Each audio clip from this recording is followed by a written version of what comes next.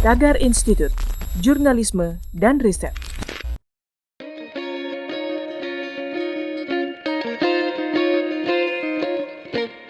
Halo Tagarians, para penonton Tagar TV dan juga pembaca Tagar ID, terima kasih Anda tetap setia di YouTube channel Tagar TV.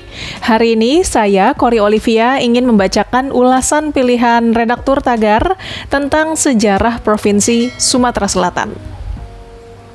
Sumatera Selatan awalnya mencakup daerah Jambi, Bengkulu, Lampung, dan Kepulauan Bangka Belitung.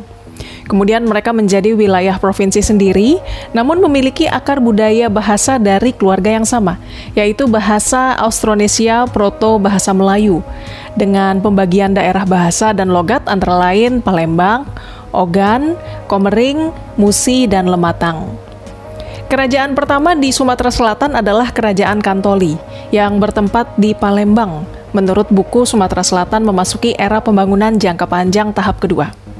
Pada abad ke-5 sampai 7, Kerajaan Kantoli mengadakan hubungan dagang dengan Cina, mengekspor sejumlah barang seperti kain cita, buah pinang, emas, dan perak. Kemudian sejak abad 7, Kerajaan Kantoli digantikan oleh Kerajaan Sriwijaya, yang memperluas wilayah kekuasaannya dari Sumatera Selatan, Jambi, sampai ke Semenanjung Malaysia. Kerajaan ini dikenal sebagai kerajaan maritim terbesar dan terkuat di Nusantara, yang terus berkembang sampai mampu menciptakan kapal-kapal yang canggih pada masanya. Gaung dan pengaruh Kerajaan Sriwijaya bahkan sampai ke Madagaskar, Afrika. Kerajaan Sriwijaya yang berkuasa di Sumatera Selatan selama abad ke-7 sampai 12 membuat provinsi ini dikenal dengan sebutan Bumi Sriwijaya. Kerajaan Sriwijaya juga menjadi pusat agama Buddha di Asia Tenggara dan Asia Timur. Namun pada tahun 1337, Kerajaan Sriwijaya mengalami kehancuran akibat serangan Kerajaan Majapahit. Sumatera Selatan pun akhirnya berada di bawah kekuasaan Majapahit sejak abad 13 sampai 14. Ternyata pemerintahan Majapahit tidak berjalan efektif, dan hal ini dimanfaatkan oleh bajak laut Cina untuk menguasai wilayah maritim dan perairan Majapahit.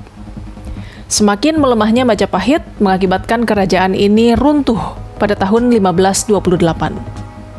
Faktor lain penyebab runtuhnya Majapahit adalah karena penyebaran agama Islam dan terbentuknya Kesultanan Palembang. Kemudian pada tahun 1823, Belanda mulai memasuki Sumatera Selatan. Ketika Kerajaan Palembang runtuh, seperti dipaparkan dalam buku Sejarah Perkembangan Pemerintahan di Daerah Sumatera Selatan.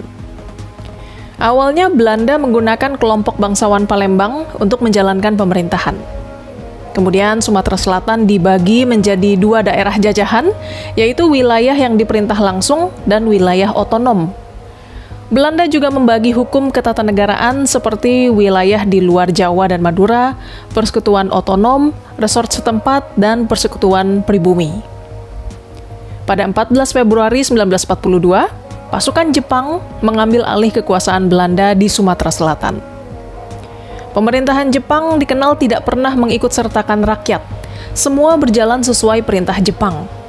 Tapi ternyata hal itu merugikan Jepang sendiri, sehingga dibentuklah Susangkai, yaitu Dewan-Dewan Perwakilan yang menjadi penasehat pihak Jepang. Meski berfokus pada militer, struktur pemerintahan Jepang masih banyak mengikuti sistem Belanda, hanya berganti nama saja.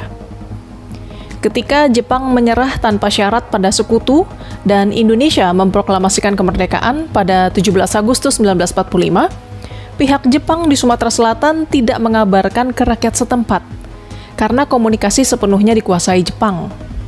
Tapi rakyat Sumsel telah menyiapkan segala cara untuk menyongsong kemerdekaan. Salah satunya dengan mendirikan Panitia Persiapan Kemerdekaan Indonesia atau PPKI di Palembang.